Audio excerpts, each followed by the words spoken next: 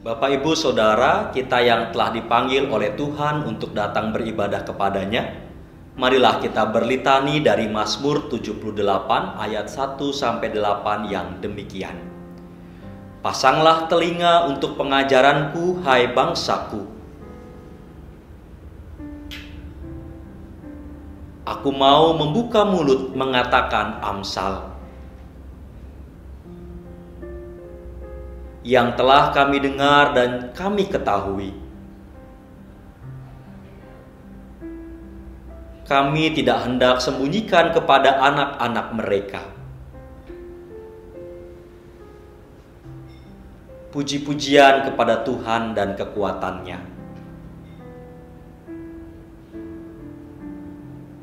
Telah ditetapkannya peringatan di Yakub. Nenek moyang kita diperintahkannya supaya dikenal oleh angkatan yang kemudian,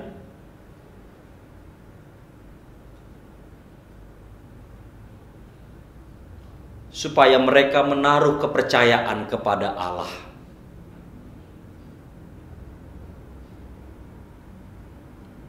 Dan jangan seperti nenek moyang mereka, angkatan yang tidak tetap hatinya. Kita angkat pujian, Kaulah ya Tuhan.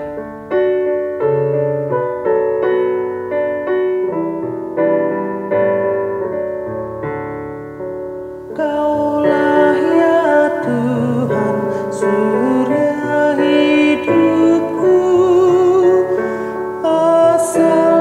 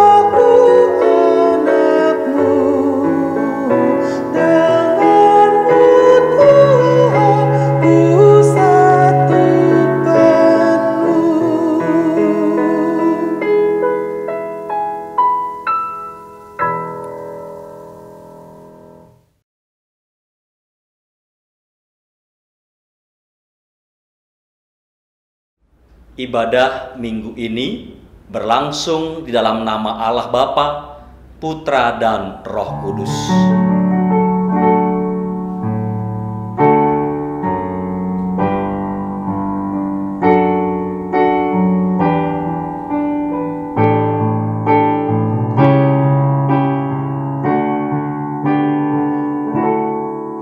Salam kasih dan damai sejahtera dari Allah Bapa bagi saudara.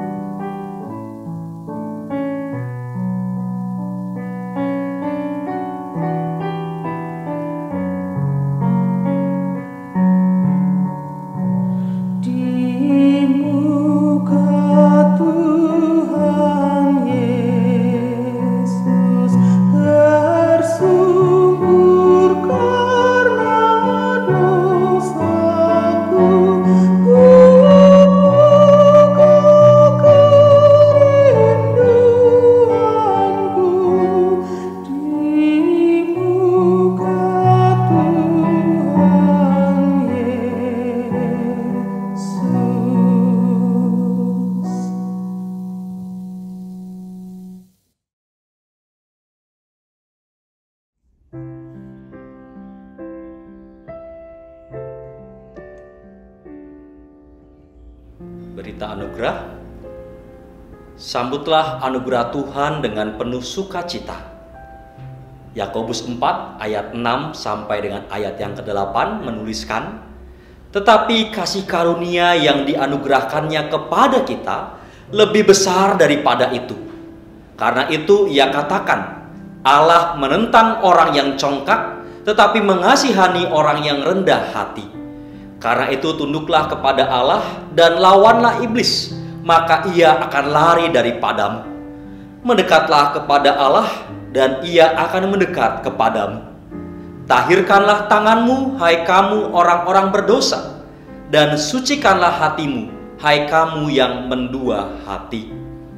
Demikianlah berita anugerah dari Tuhan.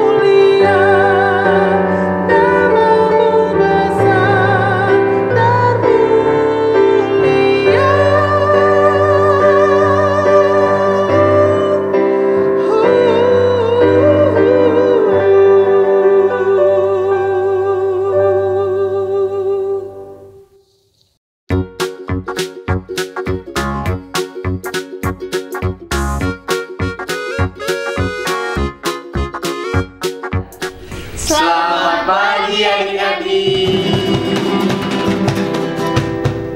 Siapa yang merasakan berkat Tuhan hari ini? Aku. Siapa yang merasakan sukacita? Aku. Atau ada lagi sedih? Enggak. Ada Adik-adik, apapun keadaan kita harus percaya bahwa Tuhan selalu beserta kita. Karena Tuhan Yesus itu sayang banget sama kita. Ayo adik-adik, untuk bersyukur dan memuliakan nama Tuhan, mari kita nyanyikan lagu Aku Disayang Tuhan.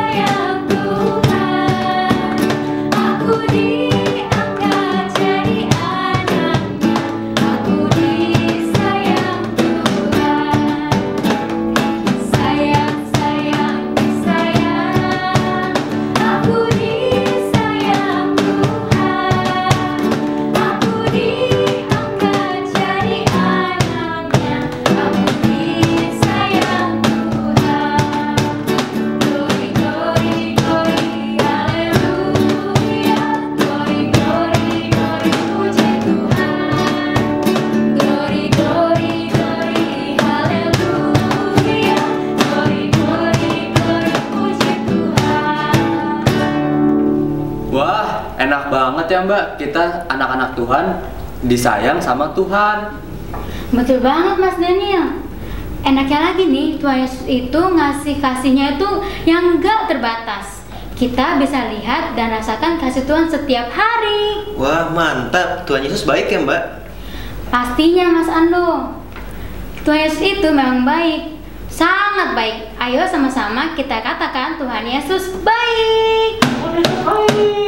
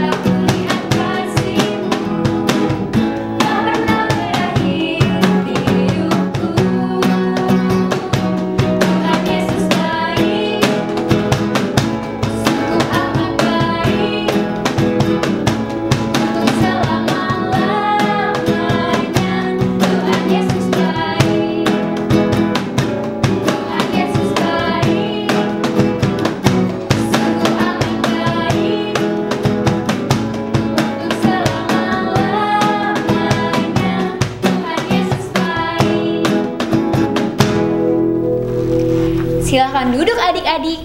Tuhan Yesus sangat baik ya.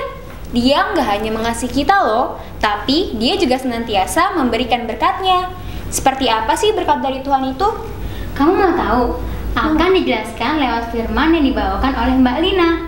Nah tapi adik-adik, sebelum kita mendengarkan firman Tuhan, yuk kita berdoa. Lipat tangannya ya. Tuhan Yesus, terima kasih atas hari ini Engkau sudah mengumpulkan kami di dalam ibadah online kali ini. Kiranya Tuhan memberkati saat firman nanti Tuhan Yesus. Ampuni dosa dan salah kami. Hanya dalam nama Tuhan Yesus kami berdoa dan mengucap syukur. Haleluya, amin. Silakan Mbak Lina. Makasih Mbak Claudia, Mbak Sheila, Mas Daniel, dan Mas Lando. Adik-adik, tema kita hari ini adalah berkat Tuhan tak terperi.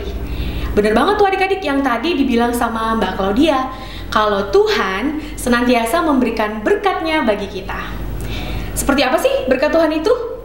Nah, Mbak Lina akan jelaskan setelah kita lihat dulu nih video berikut ini. Ada beberapa orang yang diberkati Tuhan, dan apa yang mereka lakukan dengan berkat yang sudah Tuhan berikan? Yuk kita saksikan tayangan berikut ini. Halo, aku adalah orang yang diberkati sama Tuhan. Tahu kenapa? Nih, karena aku adalah orang kaya. Aku juga suka bantu-bantu orang-orang. Mau tahu kalau aku suka bantu-bantu? Nih, aku ada fotonya nih, karena aku suka share ke sosial media biar mereka semua tahu kalau aku tuh orang kaya yang suka berbagi. Udah percaya kan? Banyak hal yang aku bisa lakuin dengan duit ini. Salah satunya saat aku nggak keterima di universitas. Ya walaupun aku nggak lulus tes sih, aku tetap bisa kuliah di sana loh. Hah? Gimana caranya? Gampang, aku kan kaya. Tinggal aku kasih beberapa uang, aku bisa kuliah di universitas tersebut. Bebas, aku kan kaya. Wah, adik-adik, yang dilakukan orang kaya tadi terhadap berkat Tuhan, apakah sudah benar? Nah, sekarang kita lihat contoh berikutnya, orang yang diberikan Tuhan berkat kepandaian. Hai, aku juga salah satu orang yang diberkati Tuhan loh. Tuhan memberkati aku dengan kepandaian. Nah, pastinya aku akan menggunakan kepandaianku dengan sangat baik, karena aku sering membantu teman-temanku. Contohnya saat ulangan di sekolah. Nah, pas ulangan di sekolah, aku suka membantu jawaban teman-temanku. Nah, aku nggak rugi, karena pas aku membantu teman-temanku, aku dikasih uang jajan lebih sama mereka. Jadinya aku bisa jajan lebih puas deh. Itu tadi adik-adik yang dilakukan si orang pandai terhadap berkat yang Tuhan beri. Kita lihat satu contoh lagi, orang yang diberi berkat oleh Tuhan, yaitu berkat kecantikan.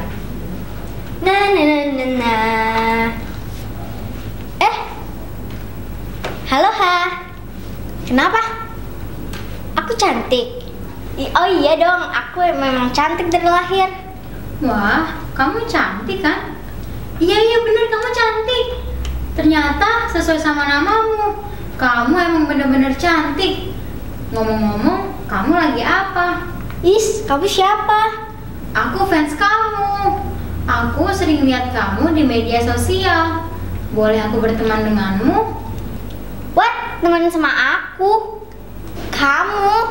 Oh no, aku ini gak sembarangan kalau berteman. Temanku harus yang cantik-cantik kayak aku. Lah kamu, gak banget deh. Enggak, aku gak mau teman sama kamu.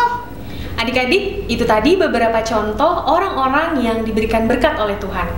Tapi, apa mereka sudah menggunakan berkat Tuhan dengan baik? Ya, sayangnya belum ya adik-adik. Sedih ya, mereka menggunakan berkat Tuhan dengan sia-sia. Kita lihat lagi yuk, apa yang terjadi setelah mereka berbuat demikian. Apa? Aku nggak lulus. Ternyata nggak semua bisa dibayar oleh uang. Buktinya nih, aku nggak lulus. Hah? Ini serius? Aku yang pandai seperti ini bisa dapat nilai jelek. Aduh, gara-gara aku mengincar uang jajan yang banyak, aku jadi sering membantu temanku, dan aku nggak punya waktu untuk mengerjakan soal ulangan aku sendiri. Aduh. Orang-orang pada kenapa sih? Dari tadi aku sapa diem aja.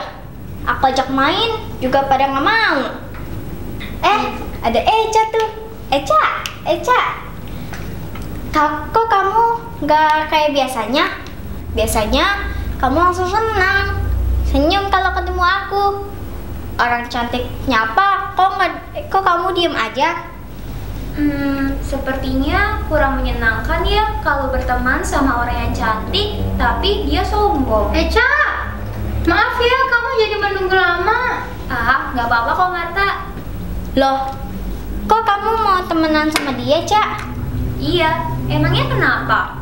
Dia kan baik, kita suka belajar bareng. Dia dan kakaknya juga suka ajarin aku lagu-lagu sekolah minggu. Dan yang pasti, dia mau berteman sama semua orang. Dan gak sombong. Ayo kita berangkat, Marta. Semua orang kok pada nggak mau teman sama aku. Katanya nggak menyenangkan teman sama orang sombong kayak aku. Aku nggak mau sombong lagi. Aku mau punya banyak teman. Adik-adik, itulah contoh dari orang-orang yang tidak mempergunakan berkat Tuhan dengan baik. Mereka malah saling menyombongkan diri. Lantas, bagaimana caranya untuk mempergunakan berkat Tuhan dengan baik? Yuk, kita lihat lagi tayangan berikut ini. Shalom teman-teman, aku Rere. Aku seneng banget loh bisa berbagi cerita dengan kalian. Tuhan itu baik banget teman-teman. Aku dikasih berkat olehnya tidak berkesudahan. Puji Tuhan, aku dikasih berkat oleh Tuhan melalui suaraku yang merdu. Aku bersyukur banget. Aku bisa memuji nama Tuhan melalui lagu-lagu sekolah minggu. Dan aku juga sering mengajarkan kepada teman-teman adikku tentang lagu sekolah minggu loh. Ada banyak hal loh teman-teman yang bisa kita lakukan untuk mensyukuri berkat Tuhan dalam hidup kita. Bisa dengan baca Alkitab setiap hari, rajin berdoa, patuhi Papa Mama, dan melakukan kebaikan yang lainnya. Begitu adik-adik, itulah semestinya yang kita lakukan atas berkat dari Tuhan.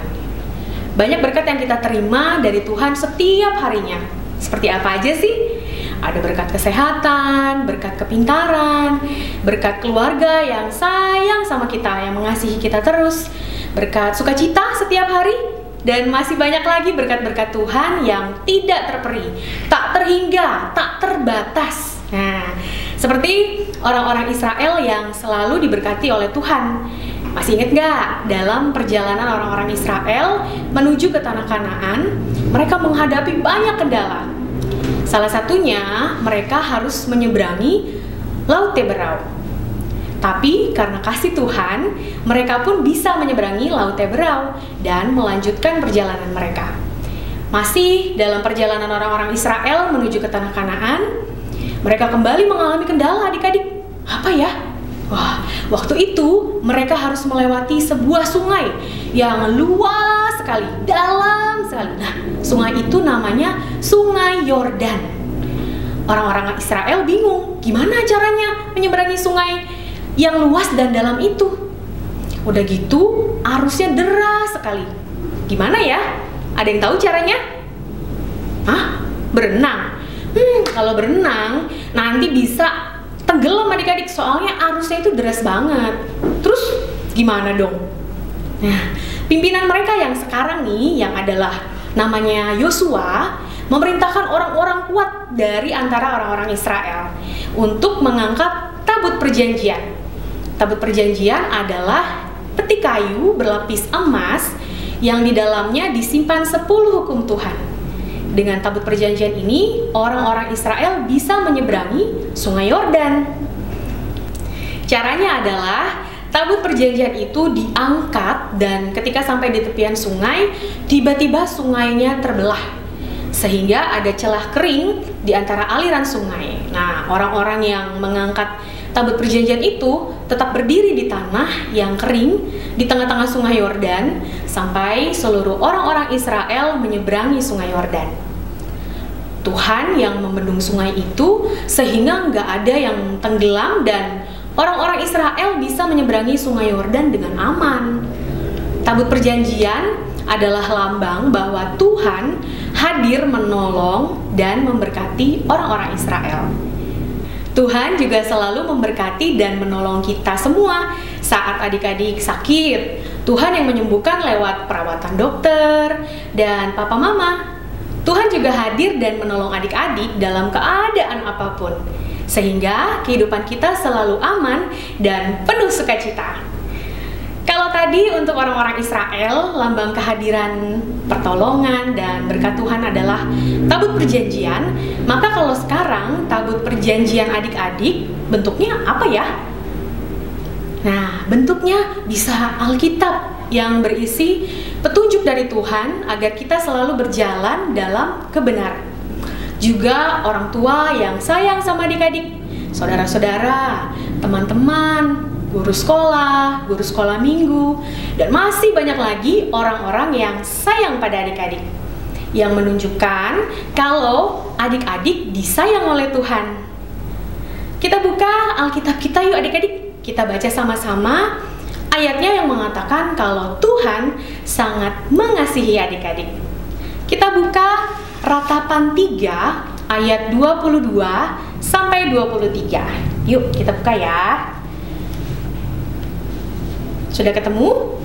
Kita baca sama-sama ya. Ratapan 3 ayat 22 sampai 23. 1, 2, 3. Tak berkesudahan kasih setia Tuhan, tak habis-habisnya rahmatnya, selalu baru tiap pagi, besar kesetiaanmu. Melalui karya-karya Tuhan yang begitu memberkati kita, maka kita dapat mengakui dengan yakin bahwa Tuhan kita ini berkuasa dan mengendalikan seluruh bumi. Sehingga kita bergantung sepenuhnya kepada Tuhan. untuk menyelamatkan dan memimpin kita dalam kehidupan ini.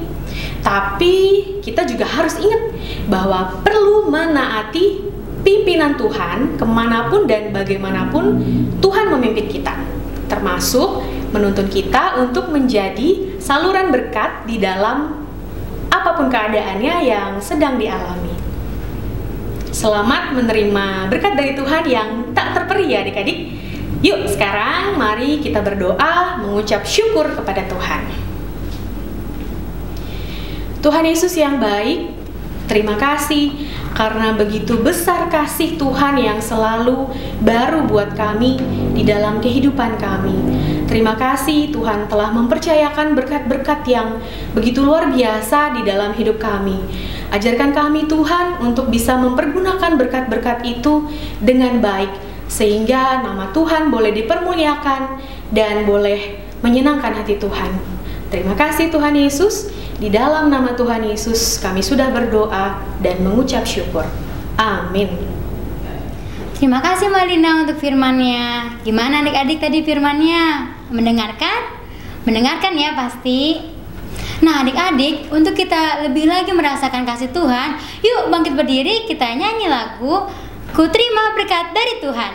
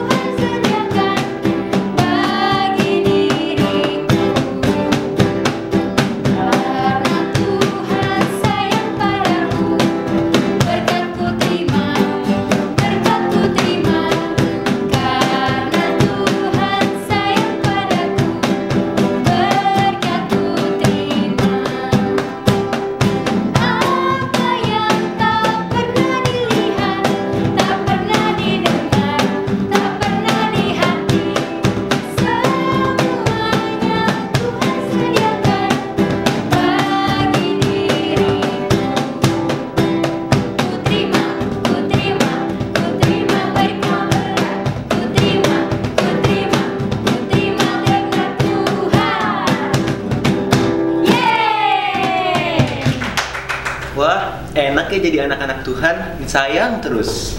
Iya, apalagi kita mau setia dan taat pada Tuhan. Wah, makin disayang sama Tuhan. Juga diberkati terus sama Tuhan. Bener banget tuh. Nah, jadi dengan kerendahan hati kita bisa merasakan kasih Tuhan. Adik-adik, kita lanjutkan ibadah sampai selesai ya bersama keluarga semua. Jaga kesehatan terus adik-adik. Tetap di dalam rumah ya. Rajin cuci tangan pakai sabun. Dan selalu ingat pakai masker kalau harus keluar rumah. Tuhan Yesus selalu memberkati.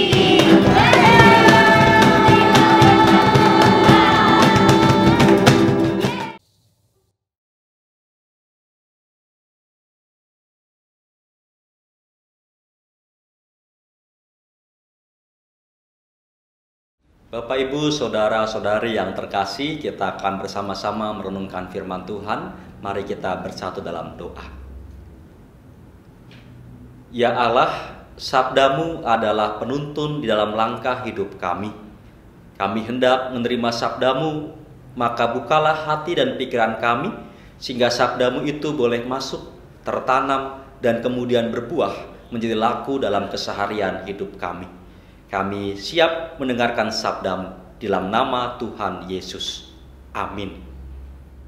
Bacaan firman Tuhan pada minggu hari ini diambilkan dari Injil Matius pasal 23 ayat pertama sampai dengan ayat yang ke-12. Demikian firman Tuhan. Maka berkatalah Yesus kepada orang banyak dan kepada murid-muridnya, katanya, ahli-ahli Taurat dan orang-orang Farisi telah menduduki kursi Musa. Sebab itu, Turutilah dan lakukanlah segala sesuatu yang mereka ajarkan kepadamu. Tetapi janganlah kamu turuti perbuatan-perbuatan mereka. Karena mereka mengajarkannya, tetapi tidak melakukannya. Mereka mengikat beban-beban berat, lalu meletakkannya di atas bahu orang, tetapi mereka sendiri tidak mau menyentuhnya. Semua pekerjaan yang mereka lakukan hanya dimaksud supaya dilihat orang. Mereka memakai tali sembahyang yang lebar dan jubah yang panjang. Mereka suka duduk di tempat terhormat dalam perjamuan dan di tempat terdepan di rumah ibadat. Mereka suka menerima penghormatan di pasar dan suka dipanggil rabi. Tetapi kamu, janganlah kamu disebut rabi, karena hanya satu rabimu, dan kamu semua adalah saudara. Dan janganlah kamu menyebut siapapun Bapa di bumi ini, karena hanya satu Bapamu, yaitu Dia yang di sorga. Janganlah pula kamu disebut pemimpin, karena hanya satu pemimpinmu, yaitu Mesias. Barang siapa terbesar di antara kamu, hendaklah ia menjadi pelayanmu. Dan barang siapa meninggikan diri, ia akan direndahkan. Dan barang siapa merendahkan diri, ia akan ditinggikan. Demikianlah Injil Tuhan kita Yesus Kristus. Berbahagia setiap kita yang mendengarkan dan melakukannya. Haleluya.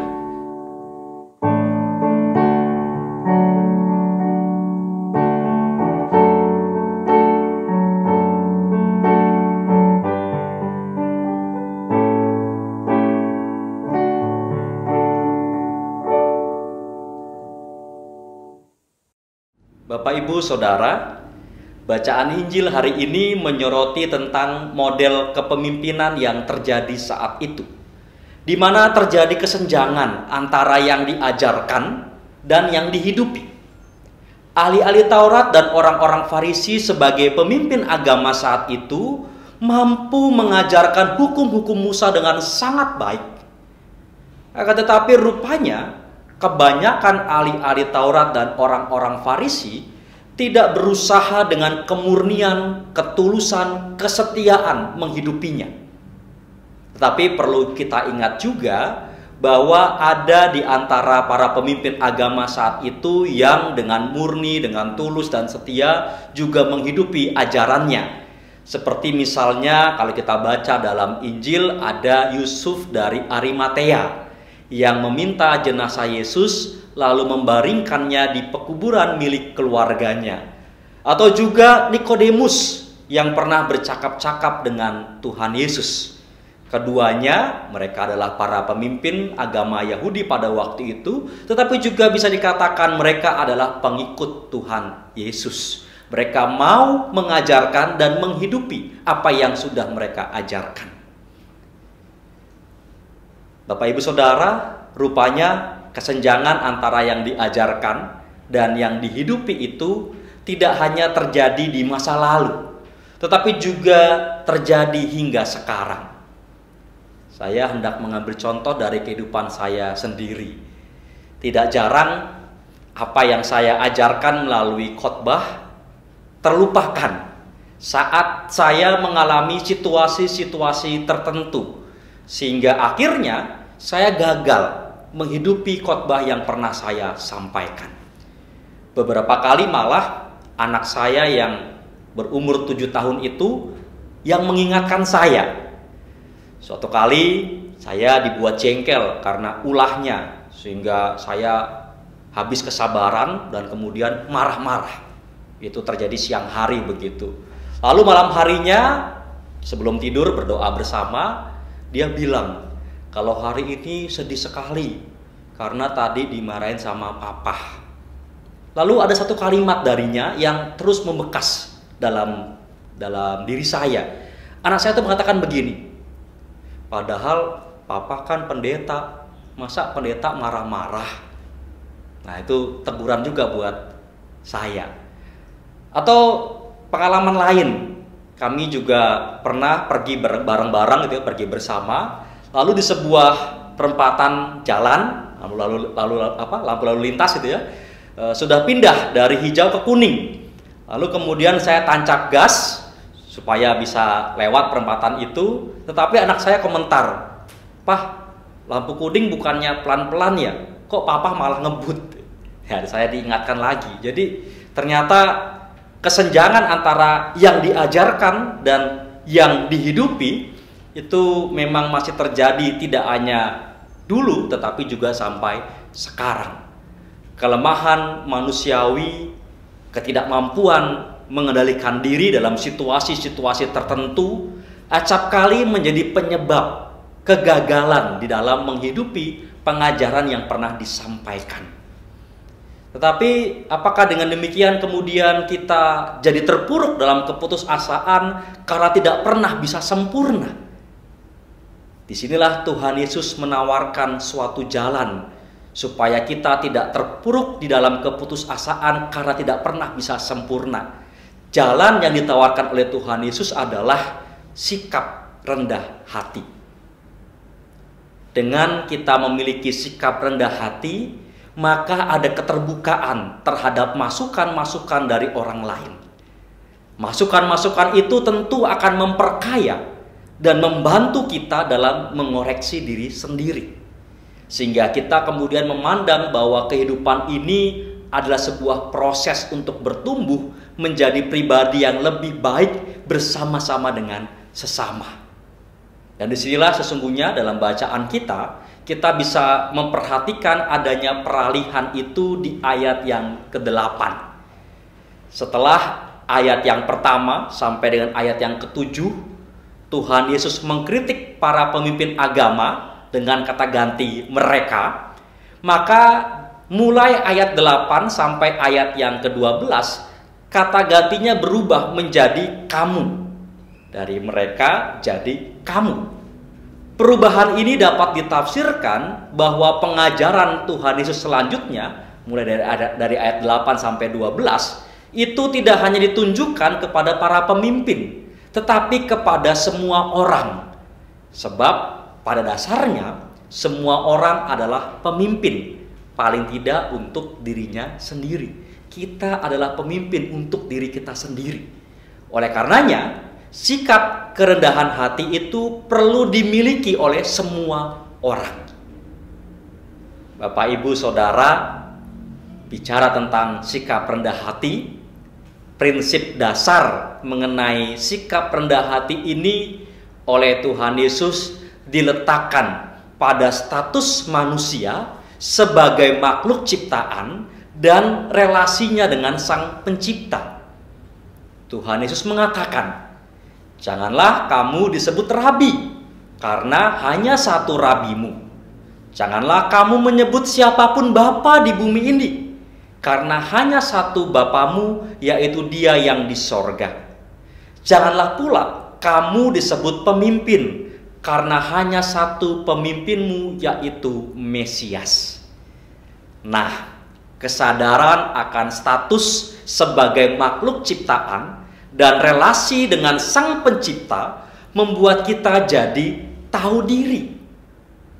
Tidak muncul perasaan bahwa diri ini lebih baik daripada yang lainnya yang dapat menjerat pada kesombongan. Tidak pula muncul nafsu untuk menguasai yang lainnya yang bisa menyeret pada kearoganan.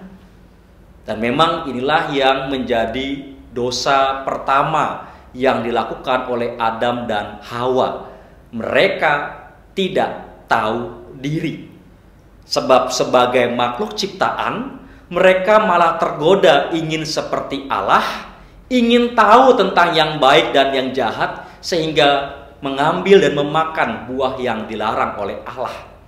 Atau begitupun saat kita melihat Musa. Ketika Musa naik ke Gunung Sinai untuk menerima 2 loh batu dari Tuhan, umat Israel menjadi tidak tahu diri dengan memaksa Harun membangun patung lembu emas, lalu mereka semua menyembahnya.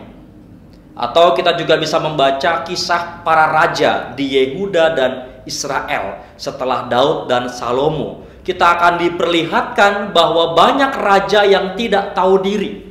Mereka lupa akan Tuhan yang telah mengangkatnya menjadi raja, lalu kemudian mereka tidak lagi menyembah Tuhan tetapi menyembah dewa Baal. Bapak, Ibu, saudara-saudari, tahu diri adalah kunci untuk dapat bersikap rendah hati. Kita jadi punya kesadaran bahwa diri ini bisa ada dan bisa seperti sekarang ini karena anugerah Tuhan. Dan di masa pandemi ini kita bisa merefleksikan bahwa pandemi yang menghantam kita dapat menjadi titik balik kesadaran manusia untuk tahu diri. Selama ini kita dibuai oleh kemajuan ilmu pengetahuan, sains, teknologi. Kita larut dalam keasikan menciptakan sesuatu hingga lupa bahwa sesungguhnya kita juga adalah makhluk ciptaan. Dan kita juga bisa melihat bagaimana kapitalisme memproduksi konsumerisme yang kemudian membuat orang-orang mengumbar keserakahannya tanpa malu. Orang seakan dihipnotis untuk membeli segala sesuatu sebagai gaya hidup, bukan lagi dalam rangka menunjang keberlangsungan hidupnya. Dan rupanya hidup keagamaan pun juga tidak luput dari pengaruhnya. Ketika hidup keagamaan dipandang berdasarkan jumlah pengikutnya, bahkan jumlah pengikut ini menjadi tujuan dari segala pelayanan yang dilakukan. Apalagi dengan online seperti ini, bisa kelihatan kalau kita lihat di YouTube viewernya. Wah, viewernya banyak, viewernya sedikit. Lalu itu yang menggerakkan pelayanan. Kalau viewernya sedikit, ya tidak usah dibuat lagi lah kontennya. Atau kalau viewernya banyak, ayo kita tingkatkan lagi kontennya. Padahal bukan itu yang menjadi tujuan dalam hidup keagamaan. Kita perlu sadari bahwa kesombongan dan kearoganan telah membuat kita mengambil alih tempatnya Tuhan. Seolah-olah dengan segala hasil ciptaan yang berhasil kita buat, kita telah menjadi sama dengan Tuhan Sang Pencipta. Padahal dunia ini serba sementara, tidak menentu dan sangat terapuh. Pandemi menyadarkan kita bahwa selama ini kita memang kurang tahu diri. Tujuan dari hidup ini sesungguhnya bukanlah untuk diri kita sendiri, tetapi untuk Tuhan. Bukan manusia, bukan kita yang menjadi pusat alam semesta ini, tetapi Tuhanlah yang menjadi pusatnya. Mari di minggu ini kita belajar menjadi orang yang tahu diri, agar dengan rendah hati kita selalu mengakui bahwa Tuhan adalah penguasa hidup ini. Bapak, Ibu, Saudara, ingatlah selalu Amsal 22 ayatnya yang keempat. Di sana dikatakan, ganjaran kerendahan hati dan takut akan Tuhan adalah kekayaan, kehormatan, dan kehidupan. Amin.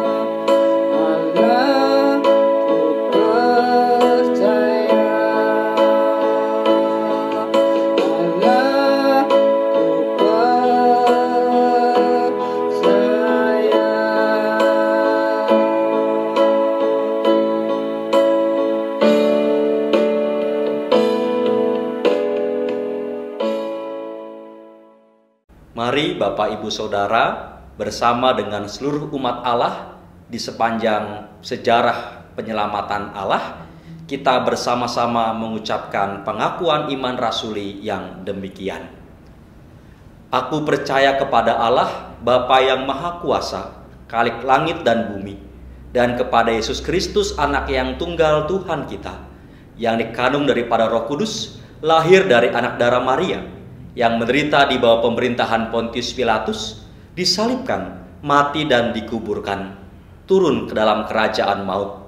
Pada hari yang ketiga, bangkit pula dari antara orang mati, naik ke sorga, duduk di sebelah kanan Allah, Bapa yang Maha Kuasa, dan akan datang dari sana untuk menghakimi orang yang hidup dan yang mati.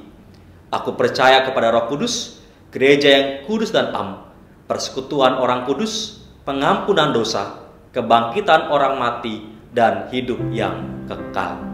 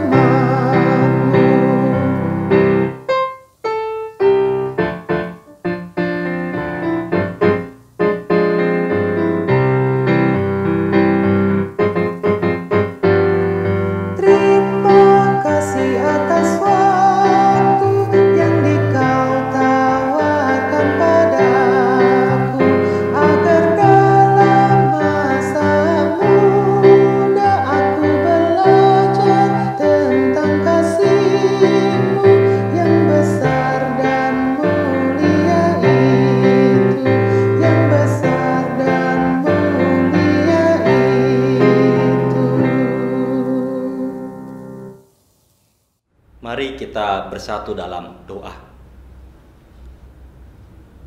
Kami mengucap syukur ya Bapa atas kasih setiamu yang senantiasa kami rasakan setiap hari.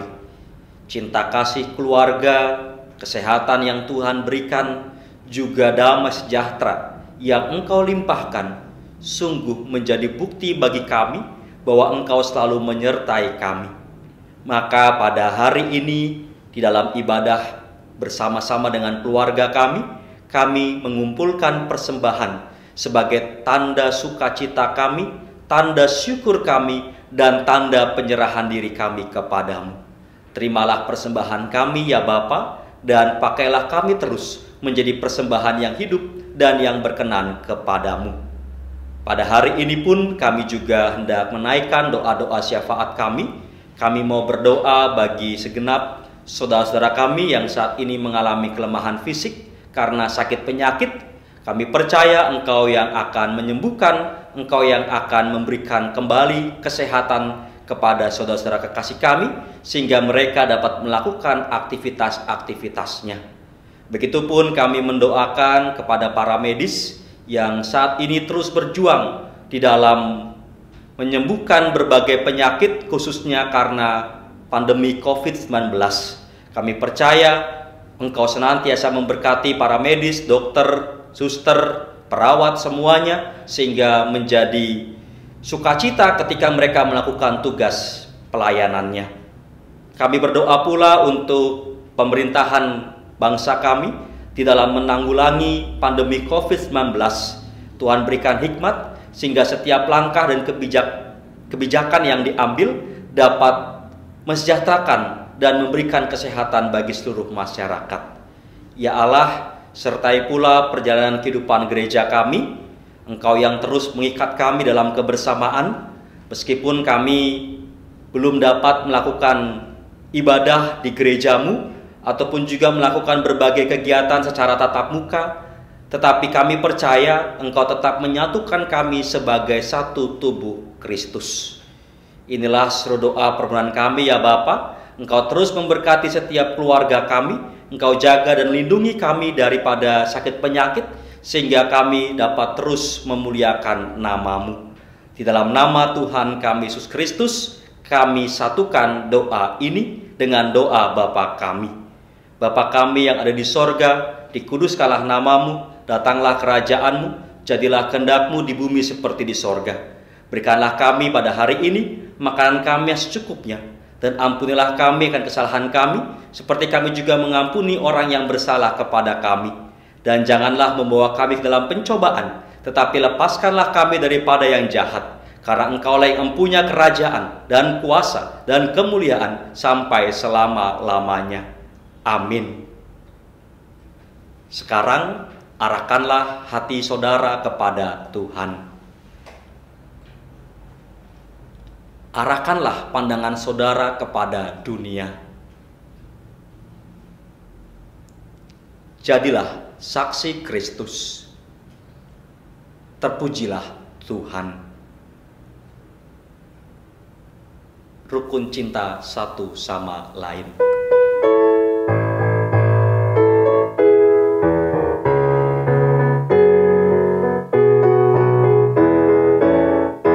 Rukun cinta satu sama lain, itulah maunya Tuhan. Rendah hati serta ramah tamah, itulah maunya Tuhan. Tunjukkan, saksikan, Tuhan minta buktinya. Tunjukkan, saksikan, Tuhan minta buktinya.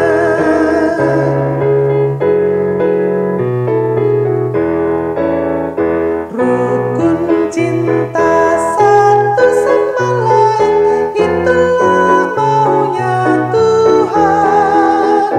Rendah hati serta ramah tamah, itulah maunya Tuhan. Tunjukkan, saksikan, Tuhan minta buktinya. Tunjukkan, saksikan, Tuhan minta buktinya. Jadilah berkat seperti Tuhan memberkati saudara.